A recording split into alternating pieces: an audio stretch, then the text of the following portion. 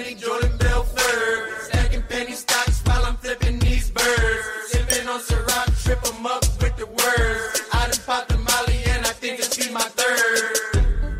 What is going on, DJ Nation? Kenny Kim here, bringing you another Fantasy Golf Degenerates podcast this week for the Sanderson Farms. As usual, I am here with everybody's favorite South African, Byron Lindeque. Byron, what is up, my friend? Good to see you again, Kenny. It's what now, 7 days straight? Yeah, it was a wild week. We'll definitely talk about that. But before we move on, we are sponsored by Underdog Fantasy. Use promo code Mayo. Get yourself a deposit bonus up to $1,000. Basically, 50% of your deposit will be matched with a bonus. Make sure you go to Underdog Fantasy. I've won over $15,000 on Underdog Fantasy since February when I started the site. If my dumb ass can win money on that site, your ass can win money on that site. So make sure you go to Underdog Fantasy. They are gracious enough to send us to the President's Cup, which was a great week. Let's go ahead and let's talk about the President's Cup to go ahead and start with. Let's just do a day by day, Byron. We'll start day by day. We'll include golf, and we'll include extracurricular activities in this conversation. So I landed around 7:30-ish. I think Byron was already there. He landed around 7. I met him at the airport. We took our obligatory first meeting picture at the Montreal airport. Took our Uber to the Airbnb, and I will say we were a little bit worried about this Airbnb. Thank you, Pat, for getting this place. It ended up being amazing. But the first thing I saw when I saw this Airbnb was one bathroom. I know we're not women. I know men, we take a little bit shorter time in that bathroom, but there's 10 guys that were sleeping in this place. So I was a little bit worried, but you know what? It wasn't horrible. They had a huge hot water tank. Did you always have a hot shower? Always had a hot shower, but the majority of my shits were at a 90-degree angle. I took a dump in that other toilet there with the dryer, like where your right leg should have been. I somehow managed to get 45 degrees out of the toilet. So you were half of our size. One thing I don't think you guys get, all right, from this video, all right, is the massive size of Byron. Byron is a straight fucking unit. Okay, the man's like 6'2", 250, probably around there, right? Am I close to that?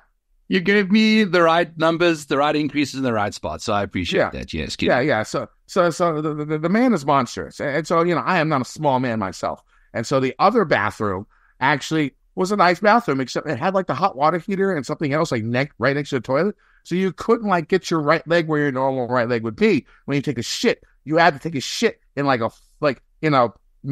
instead of like regular, you had to shit like this with your butt that way. And with the hole being all small, it was difficult. It was difficult. There's a photo on my X account. I actually took a photo of it. Yeah, it was difficult. But you know what? The place is great. The area was great. Lots of food, lots of bars. Pat did a good job picking the area out. And Tuesday night, we went to a steakhouse Tuesday night. We had some drinks. Some other extracurricular stuff happened. I didn't go to bed till about 6 a.m. Byron, I think you slept a little bit earlier. Yeah, I went to bed like 3:30, so it wasn't much later. I was up till about 6, and then I got up at 8 a.m. So Wednesday sort of sucked for me. Byron got for everybody, dude. Yeah, for everyone. And good thing it was a practice round on Wednesday. So we get up at 8. We head to the practice rounds. It's a miserable day. It's like 58 degrees, raining. It's horrible. We're there, but the cool thing is we get to see the media tent, where we're going to be. It was nice. And then we saw I don't even think I saw any golf on Wednesday. I think we were like there, saw what we needed to see, got some food at the media tent. Let's say the media food, having a media pass. There's two great things about the media pass. First one was the food. When we actually went there, they had steak, chicken, fish, salad, pierogies. Like, it was a pretty fucking good spread. I was shocked about that. I know Tim and Pat were talking about it, and they said it blew the Super Bowl out of the water when it came to. What were you going to say, Byron? No, like the desserts even were like the delightful dessert. It wasn't just like crap, it was like solid cheesecake bites and just good food. Good cookies, good stuff. It was also nice because we didn't have to shit in porta potties. We had a nice little media shitters. They actually had a guy that like cleaned it, that sat outside of it. I'm sorry. I know people have to make money, but that job's got to fucking suck, bro. I mean, especially after my ass went in there and after, I don't know, all the alcohol and everything else that happened the night before. I mean, I was taking some good ones in there, so I feel bad for him, but it was nice. You know, the shitter where only like hundreds of people took a shit, not like tens of thousands of people took a shit. So that's always a good thing. Now, the crowd wasn't that big on Wednesday because of the rain, and we'll talk about that. But let's talk about Wednesday night. What was the name of the restaurant we went to? I forget. Montreal Plaza. Montreal Plaza. So we go to Montreal Plaza. This is our nice restaurant of the week. And so I sit in front of, Tim and Jeff. And Tim is a great sport. The first time I met Tim Anderson, he is who he plays on TV. I know a lot of people ask, like, is this a bit? Is this a bit? It is not a bit, okay? Now, one thing I will say is he might play some stuff up a little bit. I think he's learning that in the last couple of years, where he'll play some stuff up a little bit, and then when he gets to that part, he actually is exceeding his expectations because his expectations are already so low. And so we start with the 6-course tasting menu, beautiful restaurant. The one thing I will say, the women in Montreal, all the servers were hot as shit. But the one crazy thing about Montreal were the police officers. Like, for some reason, like, if you are a woman and you want to work in the Montreal police, you have to be a 6.5 or better. Like, Lil Wayne would have had a fucking field day on this thing. Mrs. Officer. Like, wee, wee, wee, wee. I mean, he would be singing that all fucking week because they were just all over the place. The cops. I was like, please arrest me. I live on 124 Main Street and I sell drugs. You know what I'm saying? Like, have them come over to my crib. Anyway, so we go to this, Tim. And Tim's a great sport, right? You saw him, right? Right, Byron, right, Mike? He ate everything that was there. He tried everything, and he actually enjoyed everything. Some of the stuff was, like, he tried everything. Even Tuesday night, he tried bone marrow for the first time. So everything I gave him, he tried, which is a great sport for people who are uncomfortable with food and try new foods. It's a hard thing to do. And we saw that with Jeff Feinberg. I was sitting in the right spot because I was just off of Jeff's like left shoulder across from him. Man, I was snagging, and Paul had celiacs, so that whole table, they were opposite each other.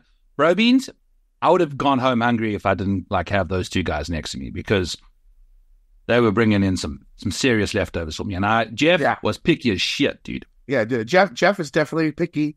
I would, if I had to. I love Jeff. I've met Jeff before. We are really, really good friends, so he will not mind me saying this. My name, he's a neurotic Jew. Basically, that's just what he is.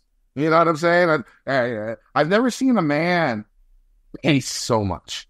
Like if you hang out with Jeff Feinberg, be prepared for him to pace randomly, just out of the blue, like to start pacing back and forth, and you can tell there's like 85 billion things going on in his mind. And he's trying to clear him out. And this man is a pacer. I love him. He's a great guy. He's hilarious. So me and him. So on Thursday, let's talk about Thursday. How was your Thursday? Because we actually didn't do too much afterwards. We were still hungover from Tuesday night. So we had a pretty good night's sleep. Got to the course fairly early on Thursday. Now let's talk about the golf. Thursday was fun, Kenny. I accosted Dan Rappaport in the media van. So you're actually going to admit this. I wasn't going to tell this story because it's hilarious, but I didn't know if you wanted it out there. So let me go and tell the story from someone who was sitting outside. So we get into our media shuttle. We have a nice little media pass right by the course, quick shuttle to the media tent. And so we get in Dan Rappaport. He gets in with us, right? And Byron and Dan start having this conversation about Sahith, the gala, and his driving. And basically, Byron is calling Dan an idiot, like straight to his face. And let me preface this by saying Byron started the day, I think, with at least a vodka Red Bull. 4 Red Bulls and a couple of beers. Vodka Red Bulls, yeah. Yeah. 4? Yeah. Okay. Well, I poured you one and Tambo one, and neither of you wanted it. So I had to we're not. Because I'm not 30 years old anymore like you are. He called it his mouthwash. Okay. I am not 30 years old. He's like, here, have some mouthwash. If I started drinking at 8 in the morning, I would be asleep by 11. Well, especially I had nothing to enhance the buzz, so I would be out. You know what I'm saying? Okay. And so I would just be asleep. I could not do that. But Byron, all aboard. So we get into it. He's sort of lit, and he's just going off on Daniel, like loudly, like everyone in the car.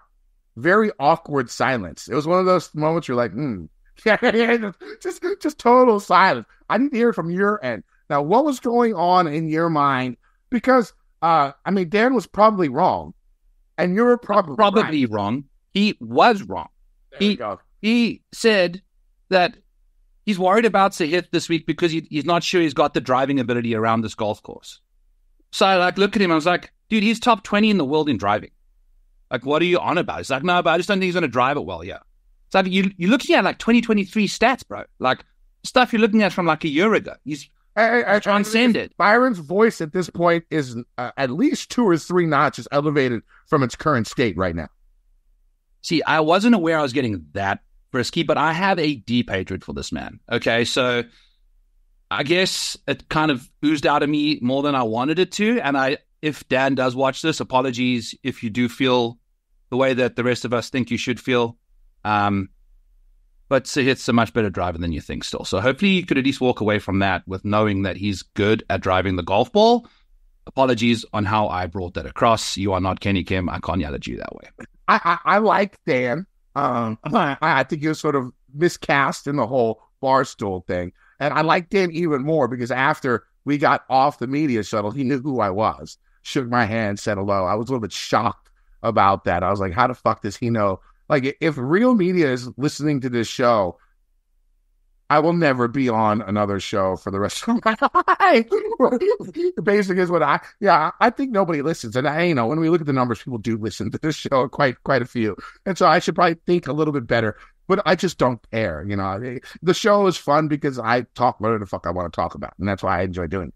But I like Dan. And so we shook hands. He was a good guy. He says he catches some of my stuff on occasion. It was probably bullshit, but whatever. He was very, very friendly. But Byron went off on him, and it was hilarious. We were talking about that for the whole week. But then when we get to the golf, so we get to the grandstand. If you ever go to one of these events, you have to be in the grandstand for the tee off, even though the crowd wasn't close to what it was the rest of the week. And that's another mistake, something that they probably might need to think about changing, but because of money, they probably won't. Because when you got there on Thursday, it was flat. The crowd was flat. The only person that I think that were excited about being there at the time was Byron and I. And so I went up, I was screaming, yelling on the first tee, cheering all the Koreans along, following Sungjae. I had the Sungjae jersey from kickbackgolf.com. Use promo code FGD15. Get yourself a 15% discount on all the gear at kickbackgolf.com. I saw a few of their jerseys out there. Really, really cool stuff. And if you ever go to a golf event, you might want to rock it, because what ended up happening was I would be following Tom and Siwoo and Sungjae. I think it was Sungjae and Tom, I think, the first day I was following. And I would always get into the walking area. And there was no lines because there was nobody there. So I was like literally right in the front, like they were walking 3 feet in front of me every hole. And I was just trying to, pump them up, you know what I'm saying? Get hype, yelling at them, screaming at them, be like, let's go, let's go, let's go. And I guess the full swing cameras caught me. And they started following me around for about 3 or 4 holes. So if we watch full swing season 3 next year for the President's Cup, it's very, very possible I will be on the show. Now, the problem was the rest of the crowd was dead. Now, and of course, the international team lost 5-0 that day. Now, you were more on the course. Like, I would go, the thing about this event is it's hard to watch live there because it gets so, even on Thursday was the easiest day to watch, but even that day, it's hard to get to where you want to be able to see everything. Personally, I want to know what's going on in all the matches. So I would go watch a couple of holes. I would come back to the media tent, sit there for an hour, watch what's been going on, find something that I looked interesting, then go out and see them, come back. It was sort of like that type of deal. So I wasn't out on the course that much. Byron, what did you notice on the course that day, especially when it came to golf, especially when it came to the international team? I mean, was it because they were flat? I don't think the Americans were outplaying. Well, they were outplaying it, but it wasn't like serious. Well, what did you think of that Thursday? First of all, for the viewing experience, courses that have like total back greens are shit for these kind of events. You need stadium courses, right, where the greens are underneath the general surface area, because we couldn't see diddly shit, dude. Like, I'm 6'4", like you said at the beginning of the show, Kenny, and I'm on my tippy toes trying to see over just to see the green from where the first layer of rope was. You know, like there were about 50% of the viewing areas around the greens for most of them were just underneath, you know, so it was hard to see it just even if you had a good spot. So you really had to pick and choose your battles there. But I think what happened, and something I wasn't prepared for, was the amount of French that was going to be spoken on the buses there one of the days. Just everyone speaking French, you know, like everyone speaking French in Montreal. And I think no one knew how rambunctious or loud they could be that day. It was all the people that have good paying jobs that were there, you know, high profile. I don't know, I'm making up an excuse for why these people were flat, but it was.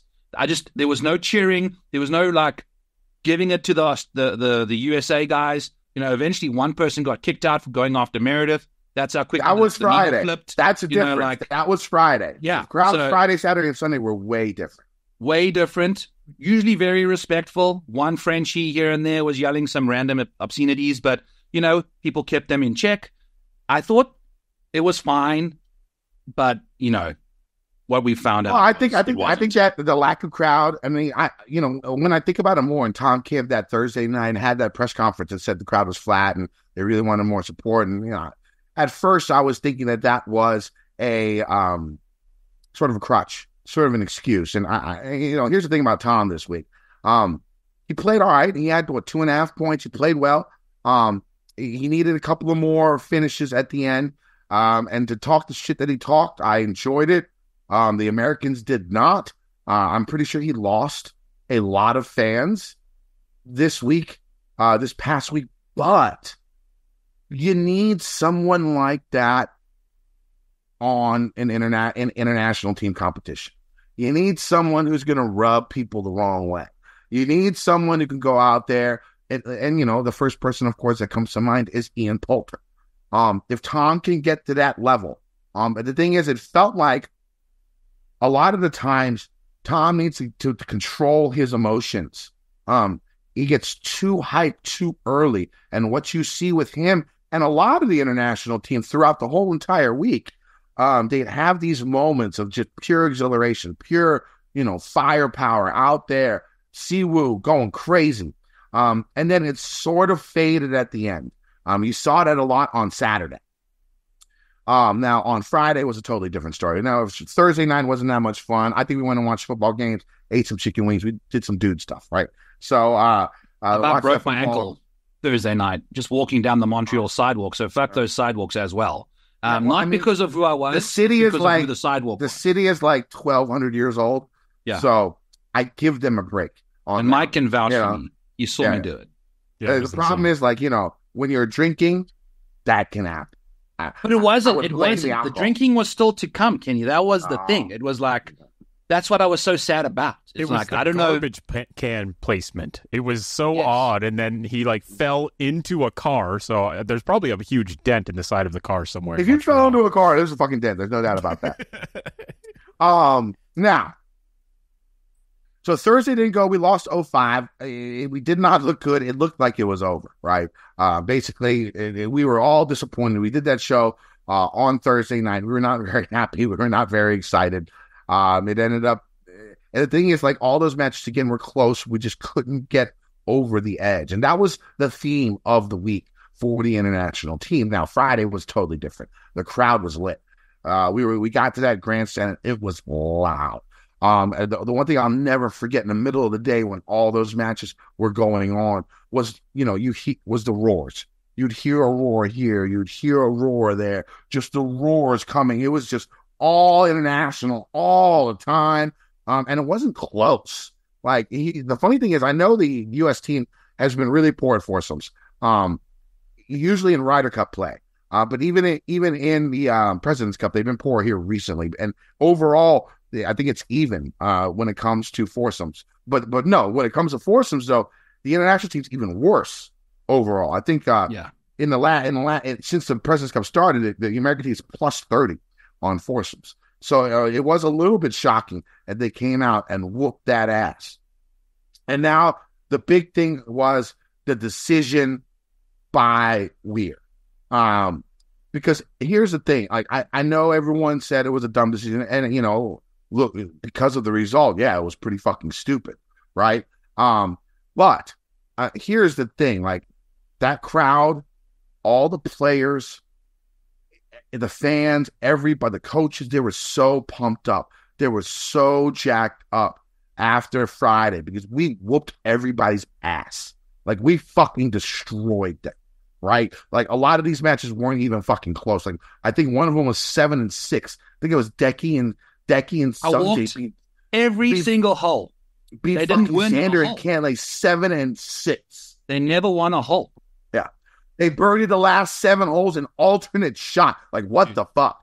Kenny, like, that was insane. That was I talk a bit of shit about Decky. It's like Dan Rapp, then a whole big space, and then Decky, and the rest a bunch of dudes.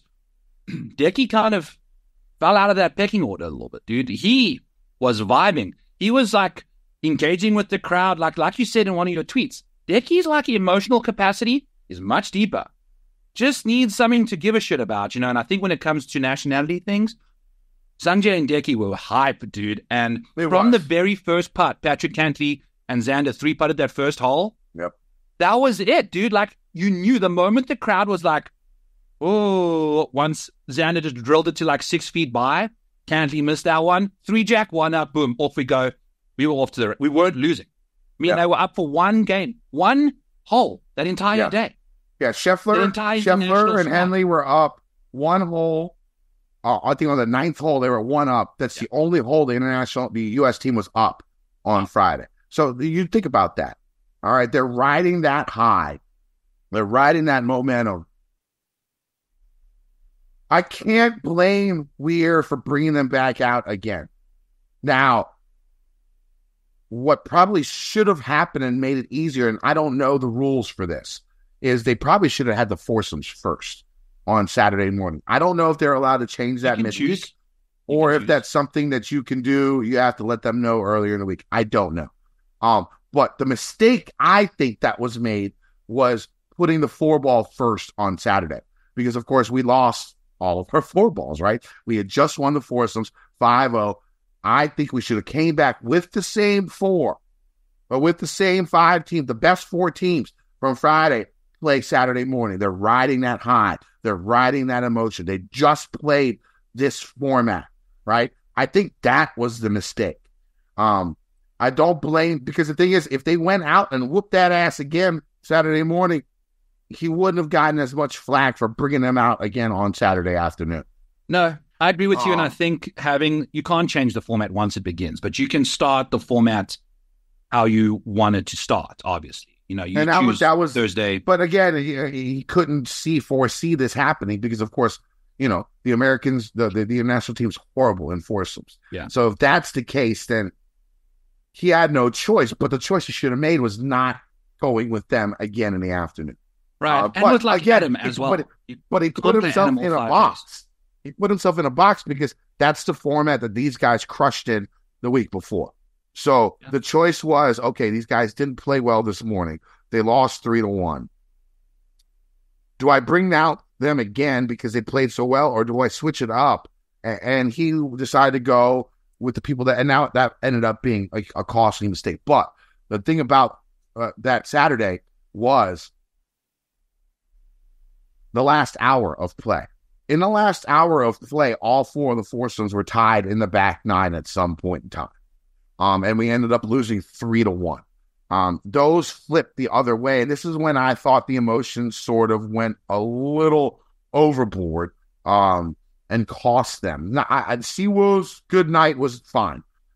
He probably doesn't understand that it should have been on the 18th hole, not the 17th hole. But that was such a sick chip, though. He was just copying. He was just copying his favorite basketball player. But like early on, you saw Tom, you saw other guys get really, really hype. You saw some stuff happen in the crowd, like you said, talking about Meredith, which I think is a no-go. Talking about Scotty's dad. Now, I met Scotty's dad. I met him on Thursday, and I saw him probably about a dozen times throughout the week. And every single time, and I can't be the only person that's went up to Scotty's dad and was like, "Hey, how are you? Big fan of your son." The funny thing is, when I first talked to him, he didn't talk about Scotty. He was talking about his daughter who's playing in some tournament. He's talking about his other kids. Like he knows that like Scotty's going to get the pub. So he gives his other kids some juice, which I respect that. Like that was really fucking cool by Scotty, not by Scotty's dad. I don't even know his first name. I call him Mr. Chef. I'm Korean. Old people respect your elders. I call them Mr. Chef. And every single time that I stopped, that I saw him, he'd stop and we'd chat for a couple of minutes. Every single time I saw him for the rest of the week. Like, how cool of a guy is that, right? I mean, his son is the best golfer in the world. There's got to be dozens of people that did the same thing that I did. And my guess is he did it to all of them too. What a great guy. And so when I heard that people were talking shit about Scheffler's dad, even though I was pro international, I got angry about that. I was like, what the fuck? Like, how can you possibly do anything to the nicest old man I think I've ever met in my fucking life? And wives and kids are off limits. Like, you don't do that. The only time you don't do that. You don't, even my ass doesn't do that anymore. Okay. When I was young, okay, I had a few chicks. I could do some stupid shit when I was at a game, but anymore, I just don't do that anymore. But also, Kenny, it's at a game. They can't even, like, you yelling random shit at a game that they're not really even going to hear you. A golf course is totally different, dude. It's like yelling stuff in a library, because if you yell at the wrong time, the whole golf course can hear you. That's why I usually, when I go to games, I sit as close to the field, as close to the court as possible. Yeah, exactly. Is what it comes down to. When I go to Wizards games, I'm sitting like 5 or 6 rows back, tops. Because first off, the Wizards 5 or 6 rows back is like $25. So I can go and I'll be fine, and it's cheap. And what I usually do is I yell at the refs. I'll find like personal information on the referee. I won't go with the players. I won't go. I'll talk shit about. I'll talk shit about the refs. That's what I will do. And sometimes, like one time, I wore an away jersey and I talked about the refs, and we ended up getting a shit ton of calls. So they hear shit. You know what I'm saying? But anyways, last hour was the problem. But we forgot Friday night. So Friday night was the night for us to celebrate. We got back from the course. Everyone was hype. It was 5-0. I don't think I ate. We just started drinking. Someone with us had some fun stuff. Fuck it, they had some Molly. They had some Molly. I haven't done Molly in fucking 20 years, okay? I haven't done fucking Molly in 20 years. I was like, fuck it, let's do it. So first thing, we go to the casino, and I win, play blackjack. I could only play for like a few hours because that shit was hitting me hard. So I spent like another hour or so trying to just hydrate myself at the bar. And this casino was pretty tight. It was very, very packed, very, very large. They had a club downstairs where Byron was shaking his ass. He was basically Siwoo, Kim of our group. And I do that without Molly, by the way, just in case. No Molly for him. It was only select certain people, and I'm not going to name names except for myself because everyone knows I'm a fucking idiot. So, but the funniest thing is, I'm sitting at the bar, and I'm just drinking water, and I gave the guy $50. I was like, I'm going to sit here for an hour, take your spot. All I'm going to do is drink his water. Here's $50. Yeah, I don't want to take a chair and drink water the whole time, and the dude's going to lose a shit ton of money on that. So I was just chugging water. The guy was cool because I gave him $50. Every time my water was done, he'd bring it. But then I was looking, and I see this 5'7" curly-haired Jew walking up to me, which of course is Mr. Feinberg, and he just looks disheveled, just fucking disheveled. Like sweating, disheveled, walks up to me and just puts his hands on me like, I'm so glad I see a friendly face. I guess he was just walking randomly around the casino with no one around him, just in a loss. And so me and Jeff were sitting there at the bar. And he brings up the fact that I guess a Hamas leader had just been killed again. And Jeff, being the good Jew he is, I was very, very hype about this, right? And he's yelling, fuck the terrorists, fuck Hamas, we got their ass, like loud as shit, right? And I'm looking around me at the bar, and we are surrounded by people where they could take this the wrong way. Let's say they're from a certain part of the world where this is fucking happening. How about that? All right, there was like 40 of them around us. I was like, Jeff, chill out. Chill out, bro. Look around you right now. Look around you. So it was a little bit awkward. I was. I don't want to say anything really fucking stupid here, but it was. So you had multiple awkward experiences that weren't because of you, Kenny, this week, which was great. Which is strange. Strange. Yeah. I've actually gotten better at that. But afterwards, everyone had a great time at the casino. Byron, tell them about your casino experience, because I thought casino was sick, dude. I walk in there, I drew $200 in Canadians, thinking I'm going to just toss a few hundred away. The next thing we hear, like you just hear this noise down there. It's like you get the shoulders start. Yeah. And we just like. Jeff could not handle this. No. Jeff could not handle them. He said he could not handle that music. Could not handle the music. There's multiple reasons for that. There wasn't enough room to pace up and down the dance floor. You had to just kind of do the two-step in the same spot. But me, Mike, the other guys were down there just having a blast.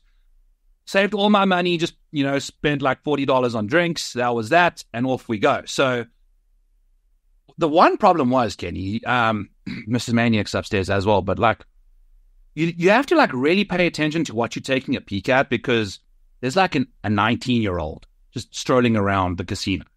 That's legal, brother. That's legal. It's legal. 19 is legal. That's like 19 is a good age.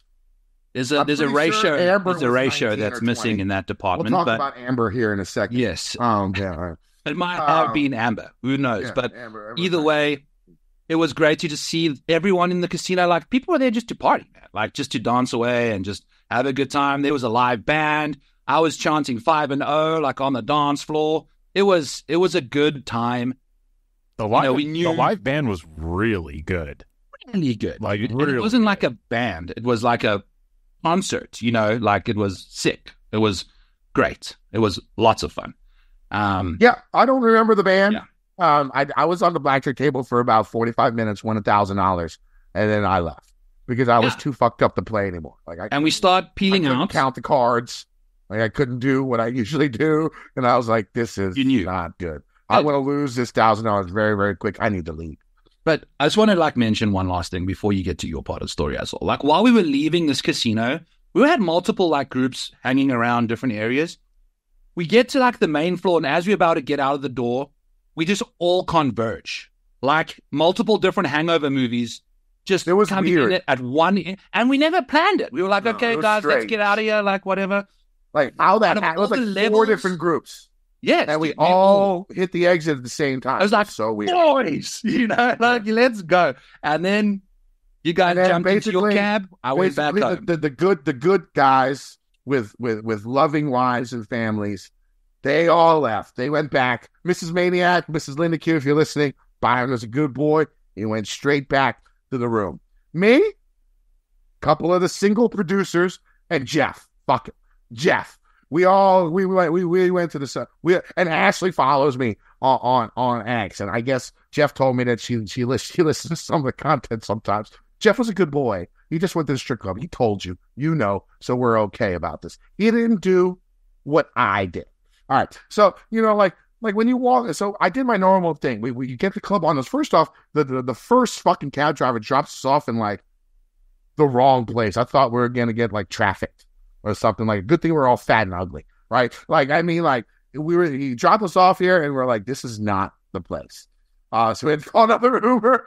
The other Uber came back, got us. we get the Club Wanda. Club Wanda, at Tony at Club Wanda. Go see Tony. He'll take care of you there. But what you got to do when you, like I said before, we walk in. The cover is what, $10 a person. There's 4 of us. I give the cover girl $100 and keep the change. And then the giant security guy. Whenever you go to strip club, there's always going to be that 6'4" bald headed guy in a suit jacket, right? That weighs like 335 pounds. That's usually the guy you need to talk to. Okay. And so I gave him $300. And I was like, yo, we want the best table. We want bottle service. And I want 4 girls in our table with me. He's like, done. He's like, done. I guess they weren't having any, like, I'm not even a high roller. I think I might have spent like $4,000 that night. Like, it wasn't even like crazy. Right. And so, $4,000, not a lot, Kenny. Not a lot.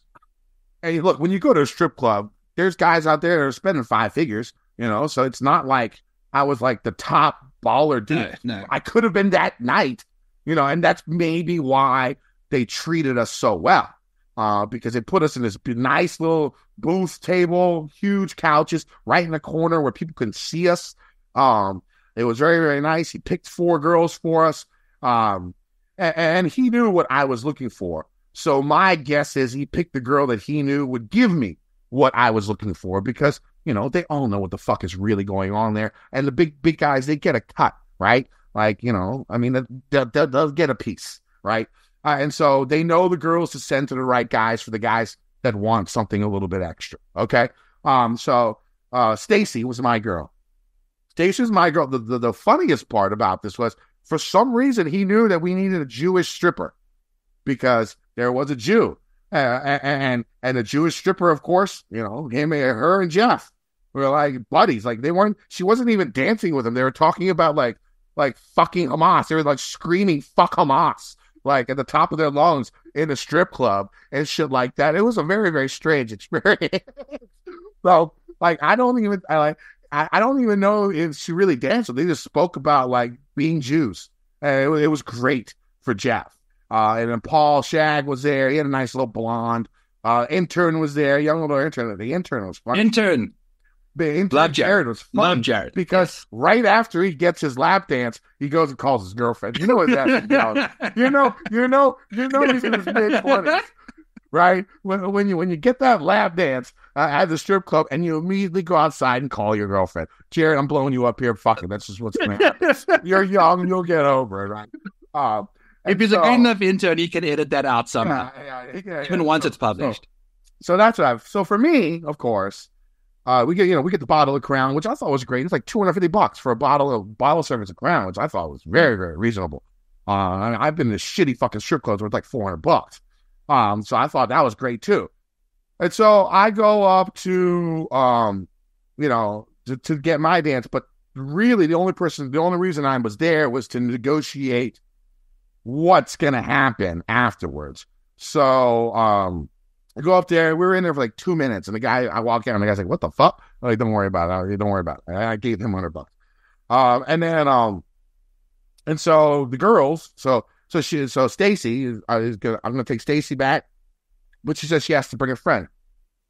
I'm like, sure, whatever. More the merrier. More the merrier, right? Yeah, right. More the merrier.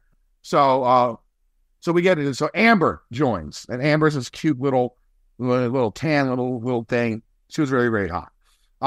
Stacy was just okay, but again, she was probably given to me by Tony because he knew what she knew the extras that she would be cool with, and he knew what I wanted. And so me and Amber and Stacy, we leave the strip club. There is a hotel that is like connected to the fucking place. It was great. But I didn't realize it was like a 4 seasons.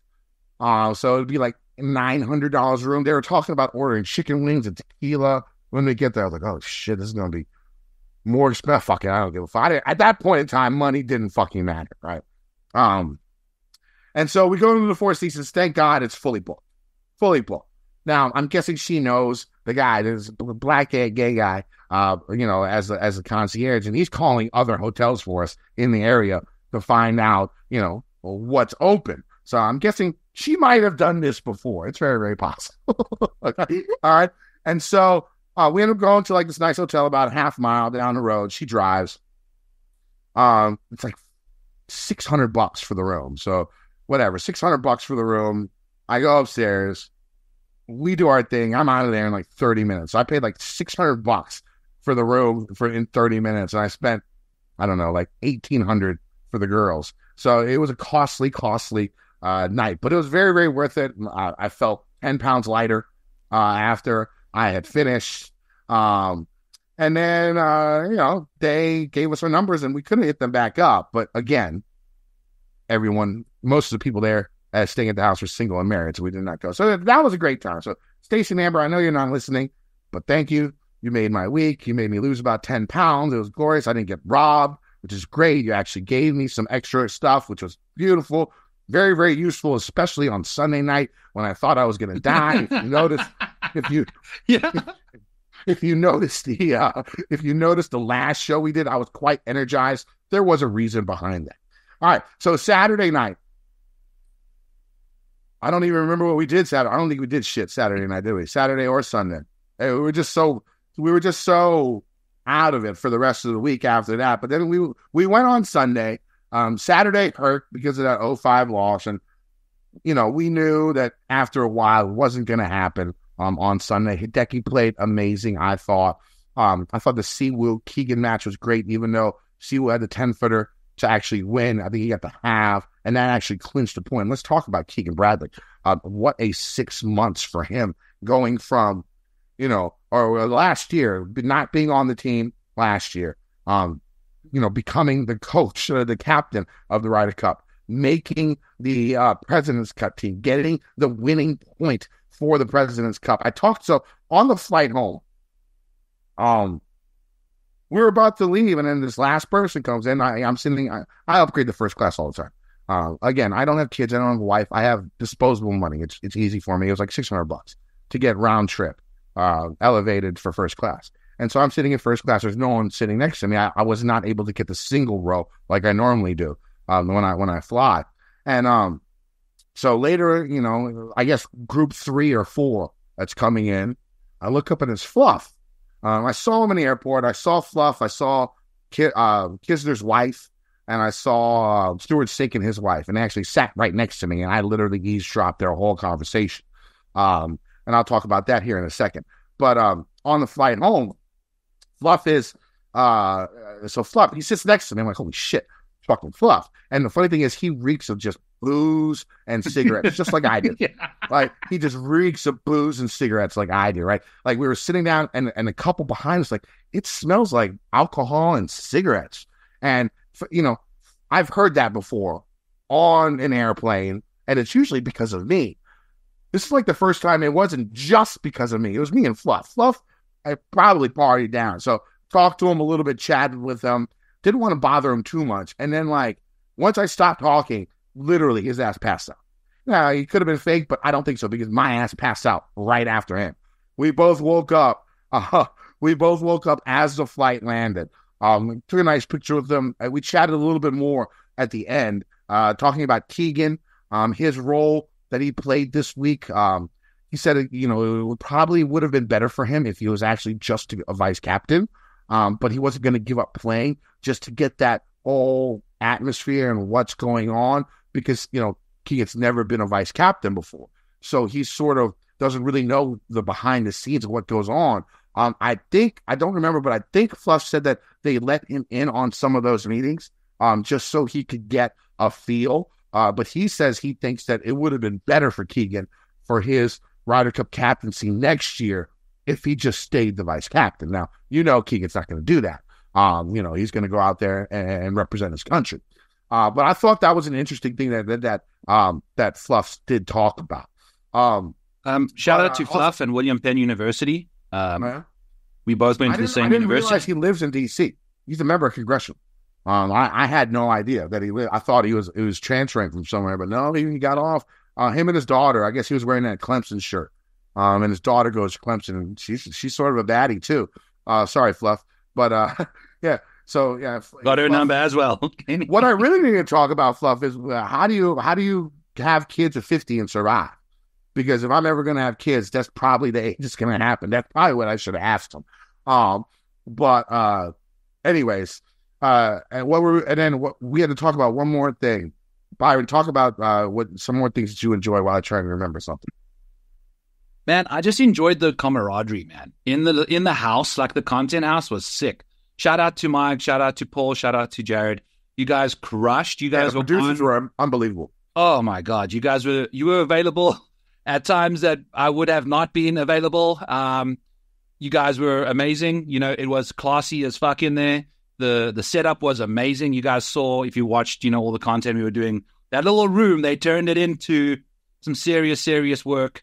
There were some big boys that had to sit 3 abreast in Ubers, in cars, on the benches in there, and there was enough space. So shout out to that bench as well in the studio that survived that. Just overall, it was a freaking awesome time, Kenny. Again, I just want to emphasize, if you go to Montreal, if you want to go to France, just go to Montreal. I have no idea how different it is, but as an international person in Canada, I didn't expect to feel as like excluded or weird or clueless. You know, like I keep wanting to say merci to everybody. I keep thinking that $13 is fine for a burger now that I'm back in America because the Canadian dollars are like a little bit more. So the acclamation period has been a bit of a weird thing. I was blowing kisses to people after saying thank you for stuff. I don't know. I did not expect to be that's just not that engulfed in culture. It's not. The French culture is actually perfect for me because I really don't like people. So it actually worked out great just not acknowledging random people like, you know, we would do in the United States. Like if you notice when I was at the house, a lot of times I was off my own, stuff like that. That's just, you know, when I have some drinks in me, I become a lot more outgoing, a lot more extrovert. But in reality, ever since COVID, I sort of enjoyed being the introvert, just doing my own thing. And I'm sure you guys probably noticed that a little bit when we were at the house. So the whole French thing worked for me because I didn't really give a fuck about any of them, and they didn't give a fuck about me, and it worked out great. But Byron is a nice guy. Like, you know what I'm saying? Like Byron goes around, says hello to everyone, his smile on his face. So yeah, the French people were probably talking shit behind your back the whole Which time. Makes me my Dan Rappaport encounter like a little weird. You know, like I did not see that. That wasn't on my bingo card. And I had 4 vodkas before 10 a.m. Shit's gonna happen.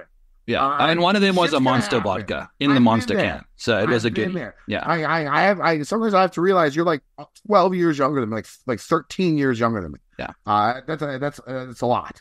I also made it onto the President's Cup opening ceremony montage.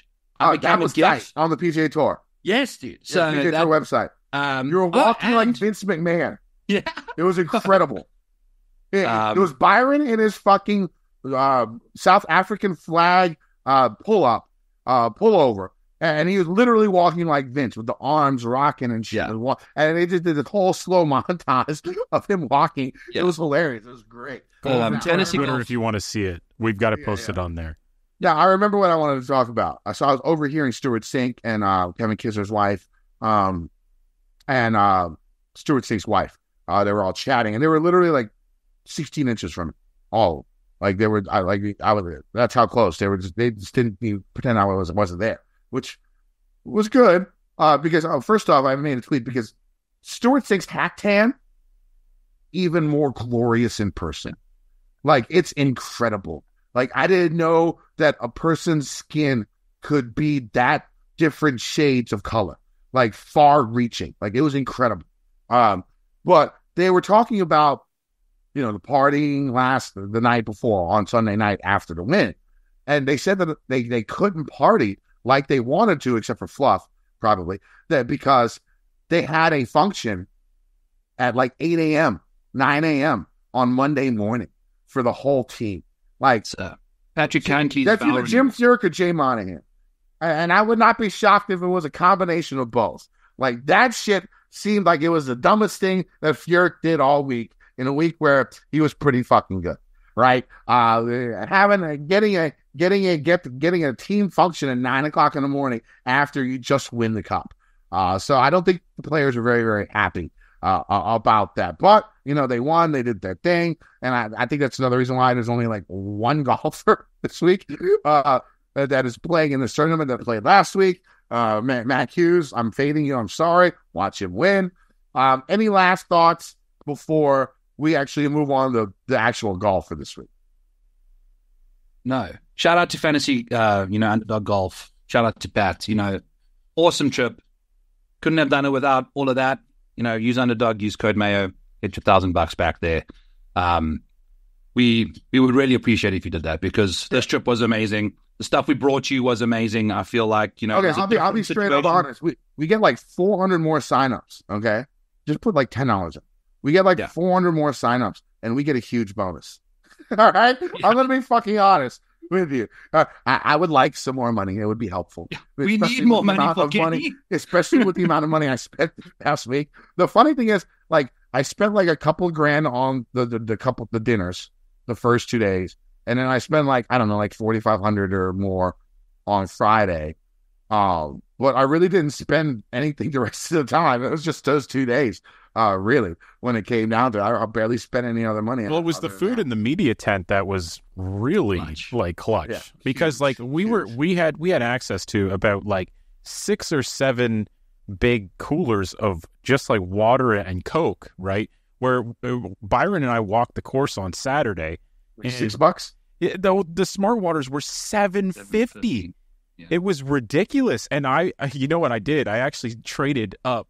I grabbed like 7 bottles in my backpack, and I started selling. I traded up to get a spot on the ropes. I was like, dude, I've got like 3 bottles of water here. I just need to get on the ropes. And they were like, yeah, dude, come on, I'll take a water. So that was sick. And Mike did that to get on the ropes, to take photos. Mike, what's your Twitter handle? Yeah, my Twitter handle's Mike Took That. Sick photo. Yeah, go check that out. He knows what's up. Awesome photos out there. It was great. So it was fun walking with Mike. I took a few photos of his calves. Some weird guy looked at me thinking I was taking some guy's calves photos. Said, no, I know him. I want to show him how jacked his calves look, because he was like peeking up over the ropes. I tried to take a picture of Jeff's shoes, because he is that guy who wears golf spikes to the golf event. Yes, Feinberg wore golf spikes. But they like spikeless, but they golf shoes. They're soft spikes. Yes. Yeah. They're soft spikes. Yeah. But great time. Thank you, Pat. Everyone at the Man Media Network. Tim was a great sport. Jeff was a great sport. The producers, Paul, Mike, everyone else that was there had a blast. Hopefully we can do it again in another 5 years. You want to chat about Stefan? We can't. We cannot. It hasn't been brought up yet. So here's the thing. So we were with Tim, and we found out on Sunday night that literally the most Andercurse thing ever in the history of Andercurses. I'm not even joking here. Like, the most Andercurse thing. Well, first off, it started off, he killed Maggie Smith, because we were talking about who could replace Kathy Bates, who he said he loved, who then left Matlock, another Andercurse, because she was too tired, and how much, Tim loves Matlock. And he was talking about the people that should take over for Kathy Bates for the new second season of Matlock, and his main choice was Maggie Smith, who died 3 hours later. And it wasn't just like a single name drop. He like went off and listed every single thing that she was in, and how great of a person she would be to take over this role. The next morning, oh my God, Maggie Smith died. Yeah. No, I was there. I just not funny. I just walked in from smoking a cigarette. He's like, he literally said when my oh my God, Maggie Smith died. I'm like, what the fuck? But it wasn't even the most Andercurse thing that happened. I wanted to tell this story, but I can't, because Pat's show's not out yet while we're recording this at 6 o'clock on Tuesday, because I want them to have, it's their story, it's their show. They're the big show. They should tell this story. So next week we will have our reactions to the most Andercurse thing in the history of Andercurses ever. I'll give you a little teaser saying that I woke up to Jeff climbing out of bed before me, which didn't hardly ever happen this week, to go and tell people, I just read the most jarring DM I've ever woken up to. I was shook. Yeah. I was straight fucking shook when I heard that. Yeah. Because the whole consequence of what happened at the end, and for that person to be picked out, It's got to be like, I mean, domino. The small domino effect. I don't want to say any more before we it's just go listen to the Spread Show. It should be out Tuesday evening. I don't think it's out yet. Should be out Tuesday evening. We should be out Tuesday evening as well. Listen to the Spread Show and listen to this, and then DM me, and I'll tell you the whole shit because I want to talk about this shit right now.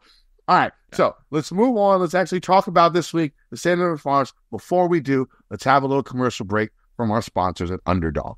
Underdog Fantasy is the easiest place to play fantasy sports. It's also the fastest growing fantasy app in the industry. I personally like the pick'em games. Pick whether your favorite players will have a higher or lower stat total in this week's game for a chance to win big. Can win up to 100 times your money in a single night. Pick between 2 and 5 players to build a pick'em entry. Can also make rivals picks, which pits 2 players against each other. Now, the reason I like the pick'em games is because of these things called scorchers. There's these little chili peppers next to the golfers' names, and if you click on that, it adds to your multiplier, so you can win even more money. Sign up today with promo code Mayo and get your first deposit doubled up to $100, as well as an instant pick'em special. Must be 18 or over and present in a state where Underdog Fantasy operates. Terms apply. Concerned with your play? Call 1-800-522-4700 or visit www.ncpgambling.org. All right, so we're back. Let's get to our betting segment sponsored by Kickback Golf. Go to kickbackgolf.com. Use promo code FGD15. Get yourself 15% off all of their great products. I wore my Sung J M basketball jersey to the event that was made by Kickback Golf. And, of course, I was followed by Full Swing for a little bit. So they'll probably get some run on that. We were on the big screen at the grandstand with the jerseys on. They're really, really cool. Byron rocked the John Daly Razorbacks jersey. I had the Jason Day Aussie jersey and the Sung J M Korean jersey. They got Scheffler. They got Tiger. They got Koepka. They got Bryson. They got them all. Go to kickbackgolf.com. Use promo code FGD15. Get yourself 15% off all of their merchandise. So let's go for our bets for this week. Byron, what bets are you going with this week? This is the week where I go to guys that I don't ever believe are going to win because someone has to win this tournament this week. Like, it's filled with people who have got like hardly any top fives. So my first guy is going to be Ben Griffin. Grades out phenomenally, has played fantastic golf at this golf course. I mean, this dude's iron play has been incredible the last little while. So if he can just keep that going in a field like this, where Keith Mitchell leads the pack in outright odds without a top 5 in the last 12 months, you can pick anyone to win this goddamn golf tournament. And Ben Griffin is that guy. Peter Griffin's brother, play golf because it's fun. Ben Griffin, 33-1. Let's party with him. And then give me Mac Masner. Nasty Mac, man. I think this guy, not Mackenzie Hughes, we want Mac Masner this week, 50-1. He's been playing phenomenal golf as well. Under the radar kind of guy. Don't necessarily know exactly who he is. Corn Ferry Tour graduate from last year. We're going to have to see some of these guys start winning tournaments. This is it for them this week. I think Mac Masner at 50 is a delightful number for someone that's been playing some really, really solid golf with multiple top 20s in the last little while. So I'll be doing a show tomorrow at some point. I haven't cleared it up with Pat. Maybe it might happen, maybe it won't, but I haven't got any time done to do my show tonight. So we are rocking and rolling with some outright bets. I will pop out the placements tomorrow. Sounds good. And if we do that show tomorrow, I think Underdog will be out tomorrow as well. So I'll probably jump on for the first 10 minutes of that to go over our Underdog plays for this week. Now, my bets for this week are a little bit bitter because I saw these numbers Monday morning when we woke up in Montreal. I could not bet in Montreal. So these numbers weren't as good as I wanted, but I'm still sticking with the majority of the crew. First, it's going to be JJ Spawn, 28-1. He started at 35-1 when I saw, but he's 28-1. He's number 1 in my model. He's had a couple of, has played this hit or miss, but his game has been really, really good here recently. He's actually ranked number 1 in my model. I think I just said that. The brain cells are still dying. A couple are trying to get back into my head, and it's not really working that well. But his iron game is strong. He's been making a shit ton of birdies. Give me a little bit of JJ at 28-1. I like Nick Dunlop at 28-1 as well. I saw him at 45-1 to start on Monday, which I'm very, very angry about. he got bet down because that number was just wrong. A guy who's won on tour twice, once against the actual, against way better competition than we are seeing this week.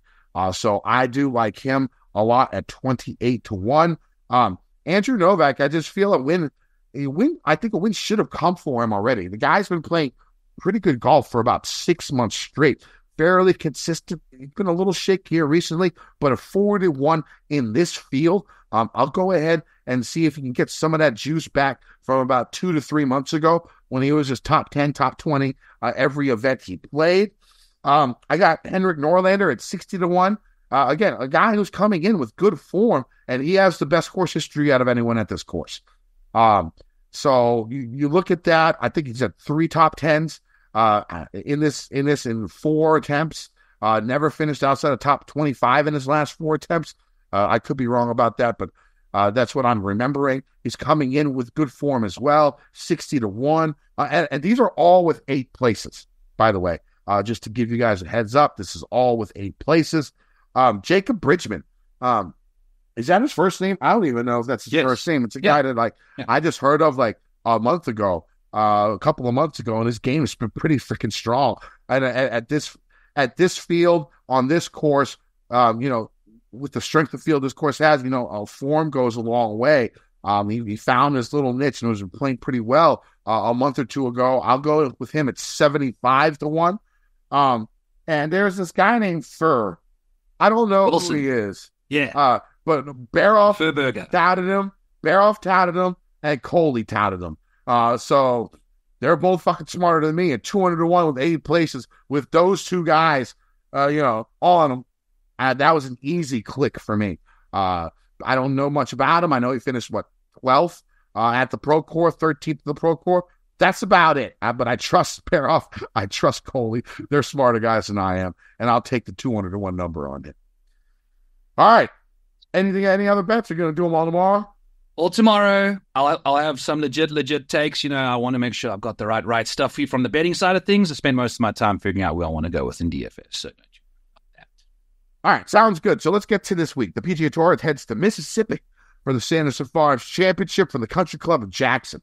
The Country Club of Jackson has hosted this event for the last 9 years, and the 9 winners use a variety of different strategies, especially off the tee, to get the job done. Armour and Molinari plotted their way through the course using less than driver on most holes. They both averaged less than 270 off the tee. Nick Taylor, Cody Gribble hit driver off the tee a bit more as Taylor averaged 295, Gribble 312. Then came Cameron Champ 6 years ago, and Munoz the year after. Both bomb and gouged their way to victory as Champ was 334 off the tee, Munoz 314. Sergio did his usual tee to green stuff a few years ago. Same with Burns in 2021. In 2022, Matt Hughes used a tremendous short game to win. Last year, List, masterful tee to green, like Sergio on his way to victory. The one thing that was fairly similar between the golfers was solid iron play, right? Only Gribble was outside the top 10 in green regulation for the week of their win. Now, also, 6 of the last 9 winners were inside the top 20 in putts per green in regulation and were strong in strokes gained putting. So what does this tell us? I mean, not a lot, but, basically it shows that any type of golfer whose putter gets hot can win this event, which makes it difficult to really narrow down the playing field. Like I said, William Furr, I don't know who he is, and I guess I'm playing him. It's Wilson. Yeah. So now this course should be well suited for aggressive drivers since the rough is short and there aren't too many problems off the tee. Now, hitting at 350 off the tee isn't going to help if your wedge game sucked, but distance off the tee could come in handy for the winner. It's not out of the realm of possibility. The short hitter can't contend. We've seen Armour, Molinari both win here. 4 putters also fared well. The greens seemed really easy to putt on. 5 of the last 9 winners were maiden winners. 3 of the 9 were tour rookies when they won this event. That means it was one of their first 5 events that they've ever played on the PGA Tour. If I remember, I thought this one might have been the second event of the year. I guess it is the second event of the year. Of the calendar season. Yeah. Calendar season, different situation. Yeah. All right, so the Country Club of Jackson is 74th, 7,450-yard par 72, traditional 4 par 3s, 4 par 5s. The par 5s are not automatic birdie holes. The birdie rate on the 4 par 5s have been in the bottom 15 for courses on tour a couple of years.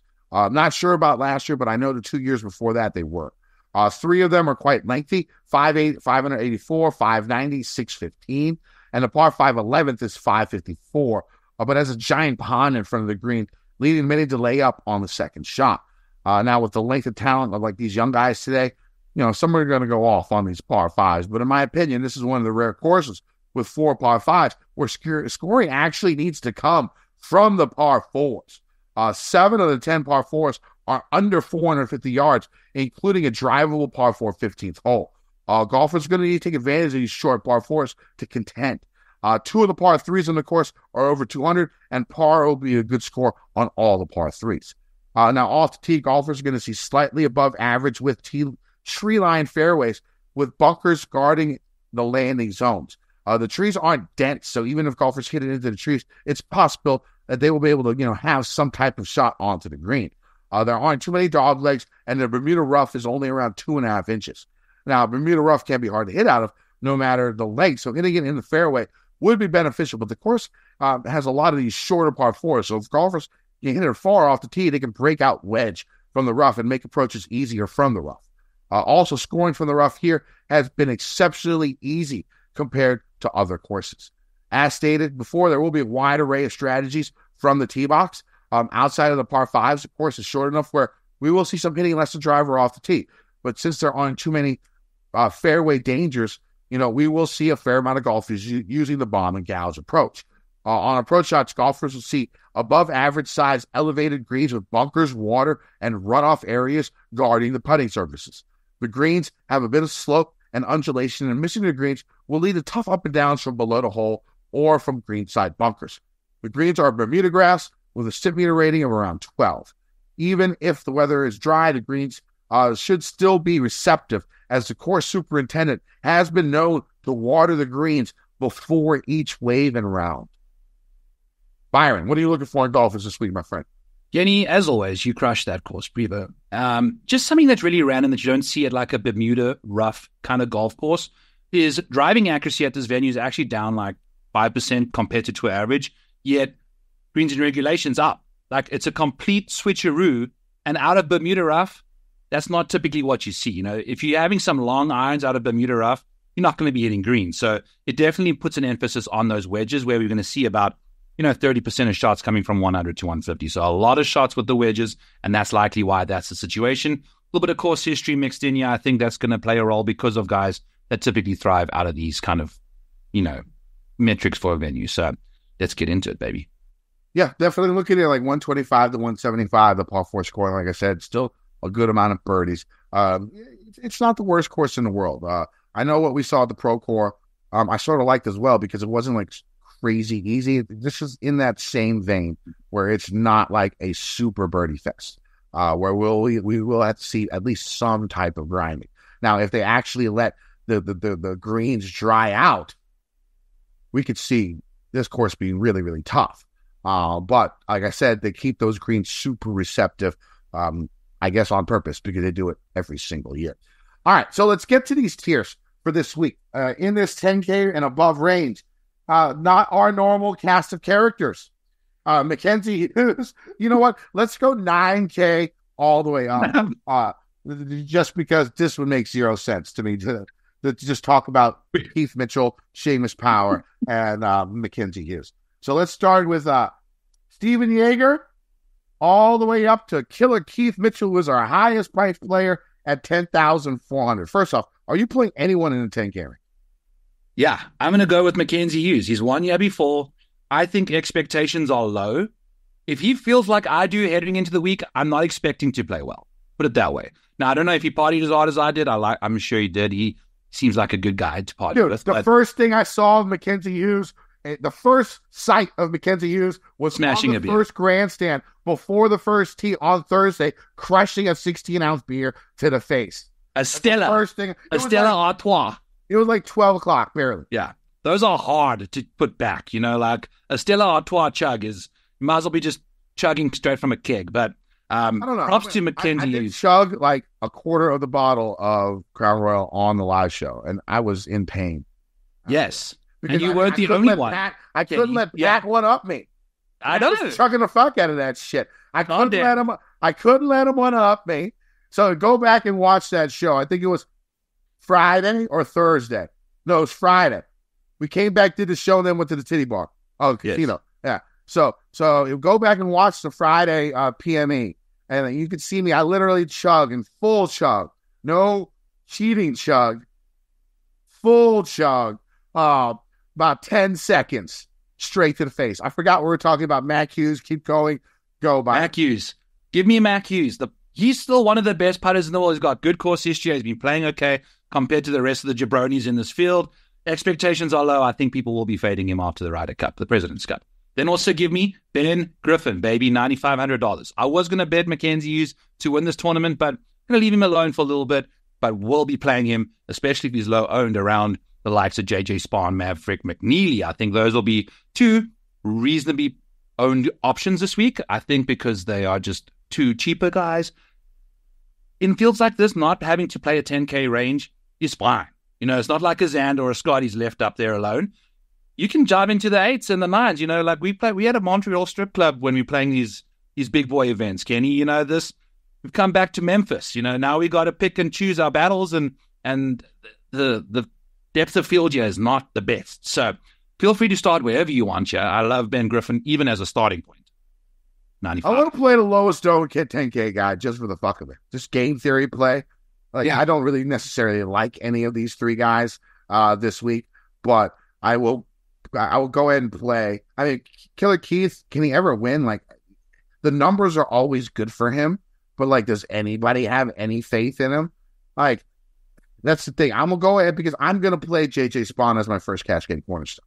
Again, he's number one in my model. Really strong form coming in. His iron game has been excellent.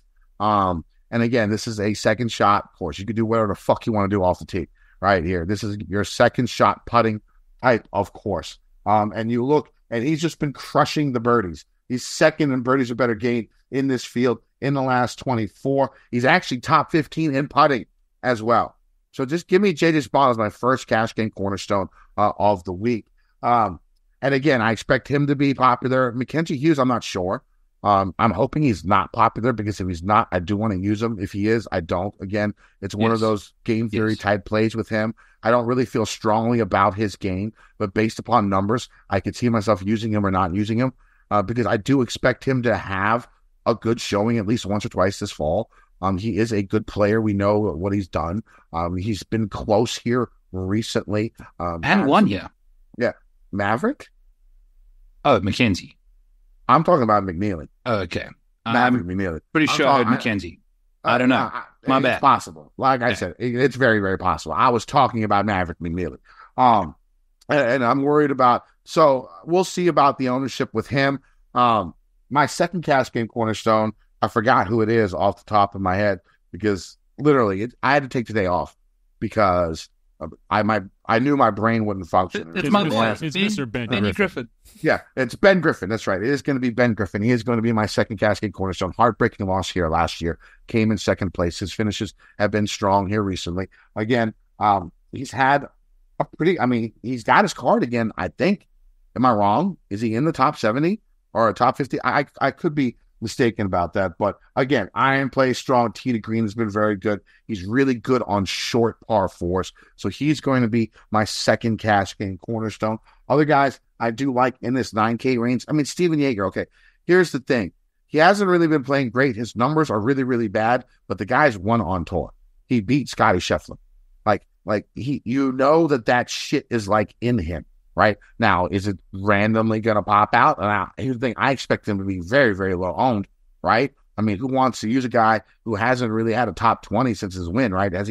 It's been a while since he's had a good performance, and his numbers here are showing it being like 97th in approach, 107th in putting, 85th in tee to green in this field in the last 24 rounds. So I don't give a fuck. I feel like he's going to be under owned. And I feel like when it comes to talent-wise, we know this dude's got the talent. He beat fucking Scotty Scheffler. All right? I will use him. I'm not going to go heavy. What do you expect? Maybe 8% for him? Something like that. You can go 15 to 20, be double the field. That's what I'm thinking for for him. And I'm going to play Dunlop. Again, he's in that same vein as Jaeger when it comes down to it. A guy who we know that can win on tour, who in this field, if they play their B plus A game, they should win. Steven Jaeger is projected to be the lowest owned option in the $9,000 and above range, the range you're just speaking about. So he is the ultimate leverage position in this high expensive range. Ben Griffin is sitting 61st, Kenny, on the FedEx Cup points list, which is just outside the strip club. We needing to get Mackenzie use some bottles. I mean, so he's playing for the top Griffin. 10.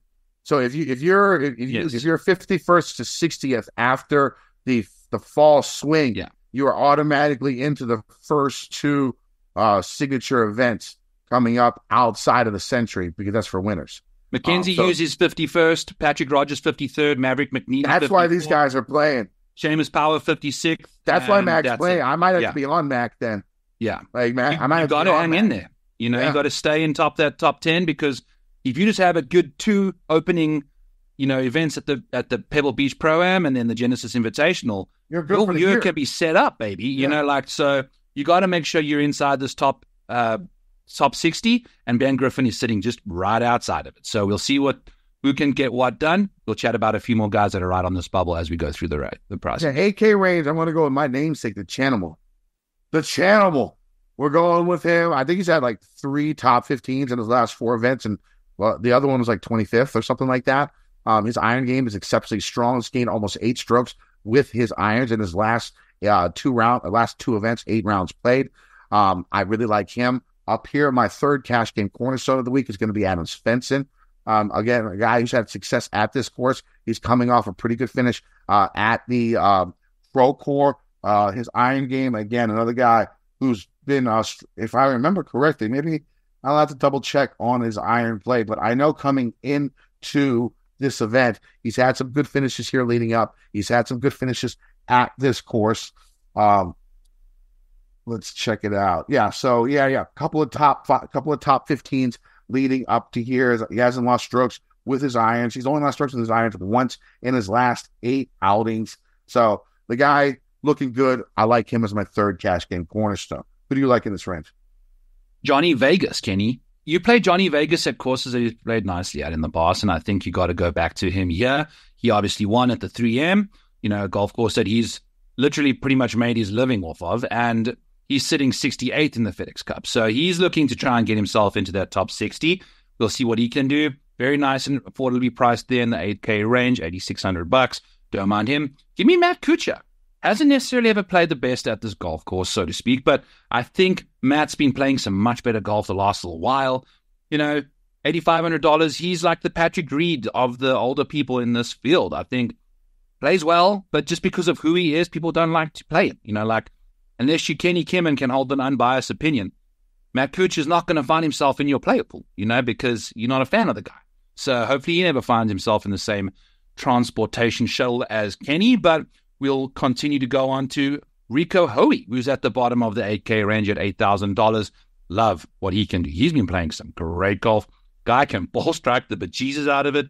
And then obviously Mac Masner, my boy, who I have bet to win this thing too, is playing some phenomenal golf at the moment. So give me those boys in the 8s. I'm all about it. Don't get confused between Matthew McCarty and Denny McCarthy. Who is? I was going to ask you that. Who is this dude, and why is he $8,600? Again, another guy I don't know. BRB, been in Canada for too long. Don't know who Matthew McCarty is. Just going to have to find out that this evening. I've been looking at I've looked at his history. He's top 5ing everything. I don't even know what tour he plays on. That's why we play the fall swing, so I can learn these guys by the time the regular season starts. Because he's been 3 wins on the KFT, so that's what he's doing over here. He got himself exempt on the Corn Ferry Tour. Yeah, so then he's probably legit. Guy balls out, but we've seen these guys come across like Taylor Montgomery, that kind of stuff. But Taylor never ever won on the KFT. This guy's won 3 in 1, 2, 3, 4, 5, 6, 7, 9 of his last starts. Yeah. So the guy's crashing right now. So let's go. We'll see. So up here in the 7K range, there's one guy. Doug Kim reminds me of Emiliano Grillo when Grillo first started. A guy whose iron game was just, unbelievably strong. Like one of the best, top top 20 in the world when it comes to his iron game, but his putting and everything else was just so bad that he couldn't get, he just, I know he, and the thing is, the reason I'm saying this is because Korea won this event.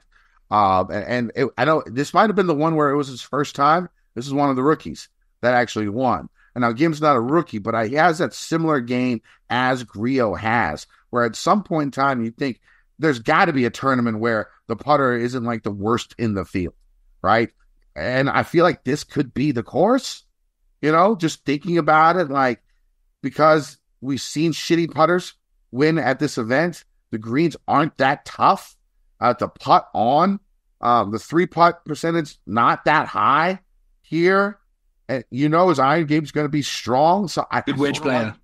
I sort of like Doug Gim up here. I like Novak, again, a guy who I think had a nice little run a couple of months ago. Again, falling off a little bit, but if he can get back to where he was a couple of months ago, that's really, really solid iron game, making a ton of birdies.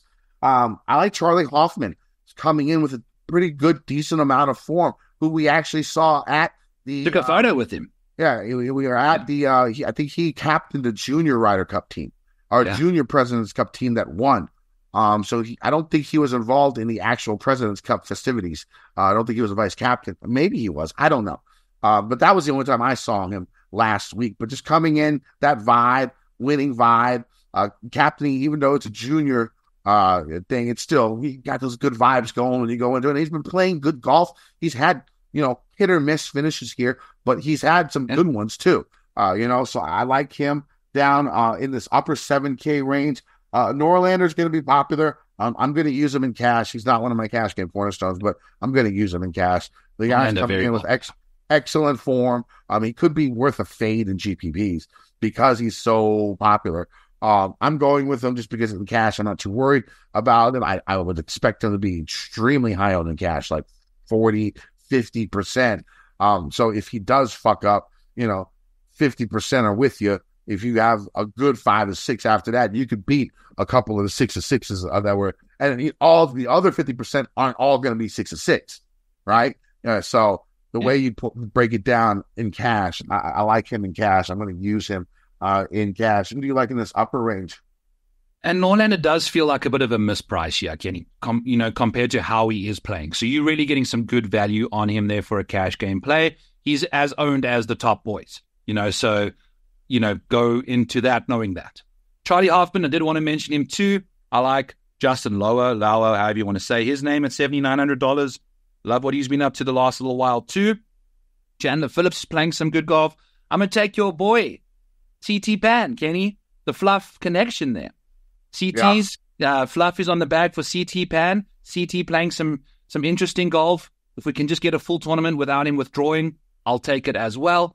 And then the man, the farmer of the PGA Tour, Luke List, to won the Farmers Insurance, and he's won the Sanderson Farms Championship. I mean, those are the 2 W's he's had on the PGA, and they've both been on the farm. So we're back on the farm again. He's $7,400, hasn't been playing good golf, back in a golf course that he likes to play good golf at. So he'll be lowish owned. $7,400 for a prior winner here, I'll take. So sorry, I jumped into the lower range there, but really, really like him. Do think he should be worth. Go on. Who do you like in the low 7K? DB straight vibing, baby. Give me Daniel Berger, ball striking behemoth right now. We're just waiting for that putter to kind of flip around. He's very affordable still at $7,300, very low owned. That's the time you want to be betting on guys to show up with a specific part of their game. You don't want to be going chasing a guy like Daniel Berger when he's $8,800 and 12%, 14% owned. You want him when he's 3%. If he has a good week with the putter, we're in business, baby. He's $7,300. Let's go. Michael Thorbjornsen. Let's drop that hammer, babe. $7,200. This guy, saw him at the John Deere Classic. He almost won that tournament, ran out of steam with the holes, but he can get cooking if he's in the mood. So I don't mind him at $7,200. Then Grayson Sigg, $7,100. And the Cootie brother I wasn't expecting to kind of get on board with this season is Pearson Cootie, who can putt lights out as well. And I think he is priced ahead of his brother as well. So he's deserving of it. I like his chances. And then David Skins to round out the bottom over here at 7,000 flat as well. Skins, this dude finishes top 20 or he misses the cut. So he's a GPP guy. Would not play him in cash lineups, but I like him a lot in big tournaments where you're looking for some volatility. I like Jacob Bridgman, $7,400. You know, he's had some flashes here recently. I like the fact that he's really good with his wedges, like 125 to 150. He's actually really good on par fours. His weaknesses are off the tee and par five scoring, and that's sort of muted here because par five scoring is somewhat difficult at this course. And off the tee, you can basically play that however you want to suit your game for your iron game. And you like Byron said earlier, it's pretty easy from the rough from here. So if you want to just pound it out there and have 125 to 150 on the majority of the holes, if he wants to play it out like that, he can. And that is his best rate. He's top 10 in this field from 125 to 150 in the last 24 rounds. So I really do like Bridgman here. I'll go back to the well with Kazire, right? I mean, it's not like Patton. He won, of course, the Pro Tour, and it's not like he is a rookie.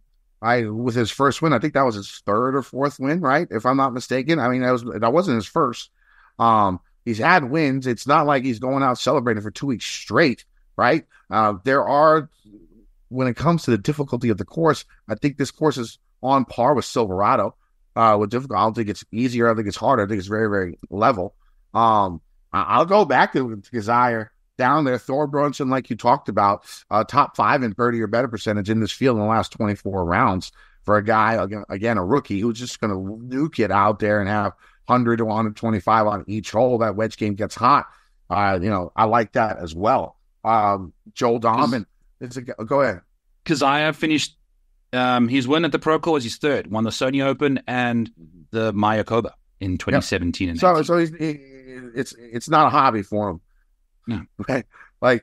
It was actually funny sitting right next to Kevin Kinser's wife, because I definitely talked shit to him on X the whole week, because I mean, that man likes to talk a lot of shit, all right? And that, I get it. It's fine. And it's all good and fun. And it was funny that people were getting on me, and it wasn't Kisner or other people.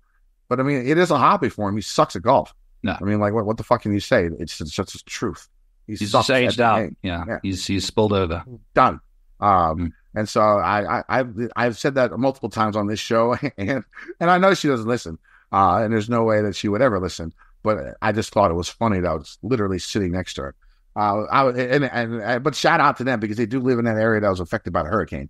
So they actually had to stay in another golfer's, I don't know. So something happened, so they couldn't get to their home, like a lot of people. So people out there, tour junkies out there too, you know. Yeah, that's rough stuff, guys. Yeah. So, anyways, let's move on. 6K rail. Joe Dahman, a guy who's played this course well. Course history guy down here. Let's see how high owned he is. If he hits double digits, I probably will not want to play him, but someone out there that you could think of. Let's move on to the 6K range. Byron, go ahead. Yeah, before we do that, I want to mention play Chan Kim in round 2 showdown. The guy's an absolute savage in round 2. Gary Kiko, if you're looking for a guy not playing the greatest golf, but could find a bit of magic on some course history, he's a guy. Same person, Taylor Montgomery, also has played phenomenal golf at a venue like this. So $6,800, $6,700 for 2 guys that have played phenomenal golf at this golf course. I'm in on that. Kenny, I'll let you chat about this guy, Mr. Sloan, but I'm a big fan of him this week as well. I think he's going to do just fine. Aaron Badley at $6,500. Great. I'm looking for course history dogs down in the bottom here, because, hardly any guys in the $6,000 range are going to be gaining strokes on the field. They're not going to be grading out phenomenally in models. So you got to try and find a few course history angles. And then Norman Yang has also played very nicely at $6,300. He will be less than 1% owned this week, unless you're listening to Fantasy Golf Degenerates and just hammer the shit out of him. So I don't mind him at all. And then your boy Wilson Furr down here at $6,300 too. I think he's looking rather fancy. So there's some names, some numbers. We'll see what they can get up to. Yeah, Sloan is my final cash game cornerstone. Again, his numbers and course history are good, and that's going to be rare. Might make him pretty popular, but again, in cash, I'm not too worried about that. Literally, I'm just thinking of the easiest way for 6 of 6. And then if I get 5 of 6, I have a few guys on my squad that have upside that can maybe get me a top 5 or a top 3 just to cancel out the missed cut. That's basically how I build my cash lineups. And so Sloan is my final cash game cornerstone. Again, top 15 in iron play in this field in the last 24 rounds. Exceptional with his wedges, par 4 scoring, really short par 4s. He's very, very solid. Good course history, top 15 here last time he played. So I will use him. My cash game cornerstones for this week are going to be J.J. Spawn at $9,900. Ben Griffin at $9,500, I think, if I'm not mistaken. And Adam Svensson at $8,700. And Sloan at $65,000. That leaves you, I think, over $15,000 to finish out the rest of your lineups with the likes of Norlander, Hoffman, one of those guys in that mid-range. Other guys I do like in this 6K range, Hisatune, I think just talent-wise, the guy's an excellent golfer, and I think talent-wise, people mistake him for, I think he should be on. He was playing in signature events and stuff like that, and I think his skill level is very, very high, and I think that price is pretty cheap for a guy who is, wedge game 150, 175, top 15 in this field, top 5 in this field, and par 4 efficiency from 400 to 450 yards. So I really do like Hisatune. And then I think you got most of the other guys. It's tough sledding. Maybe a little Joe Highsmith, maybe David Lipsky down here with the, exceptional iron play, short par 4s. Again, his weakness will be off the tee. Again, you can play that however you want at this course. It's not exceptionally important. So I think I can get behind him. And then Furr down there. I think those are my guys. Anybody else that we missed? Maybe Kevin, you at 7K. I wanted to talk about anybody that you missed. Kenny, we didn't speak about a $7,700 Ricky Fowler playing in a Sanderson Farms event, dude. What on earth has he done? Not that. I mean, again, if you're basing it on talent, it makes sense. But I mean, he's just not good anymore. Yeah, no. I mean, 18 months ago, if you said Ricky Fowler's trying to slug it away in the Sanderson Farms to get inside the top 100, But anyway, on times. All right, good show, boy. Good show. Sounds good. Tell them where you can find you. At the Model Maniac on X, back 9 bets everywhere you listen and watch your shows, and then I'll be putting out content for Rotoballer this week. It'll all probably be coming out tomorrow or very late tonight. It's been a slow start to the day and week, as you should know, because we were out crushing Canada and having a great time in Montreal. So, Kenny, it was awesome to meet you in person, my friend. It was a great, great time. I'm glad we both made it back healthy, wealthy, and alive. Mike, the same goes to you. Thank you so much for a fun time. I'm definitely not wealthy. I spend too much money. But it was a good time. Byron, it was great meeting you. Great meeting the whole crew. You can find me on X at KendoVT. You can find my article every week on gupscorner.com. Use promo code Kenny. Save yourself 30% on a sub to Gups Corner. We're back at it. The grind's here. It's 4 straight weeks in October. We don't care. We're going to grind it. We'll be here. Let's win some motherfucking money. DGen Nation. Jordan Belfort, stacking penny stocks while I'm flipping these birds. Sipping on Ciroc, trip 'em up with the words. I done popped the Molly and I think it's be my third. Jordan Belfort. Title? I think there's only one title that really suits it all, and it's the Montreal Screwjob. Montreal Screwjob. Okay. All right, guys. We'll get random wrestling people to listen to it. There's another Screwjob because the Vince McMahon doc is out. Yeah. There's another Montreal Screwjob episode. Let me check this out. You're like, what the fuck? Hopefully you listen long enough for it to count. Oh, listen. Right? Yeah. We get off early, buddy. Just like you did. So we're gonna have a good one. All right, guys. We'll see ya. Yes, Mike.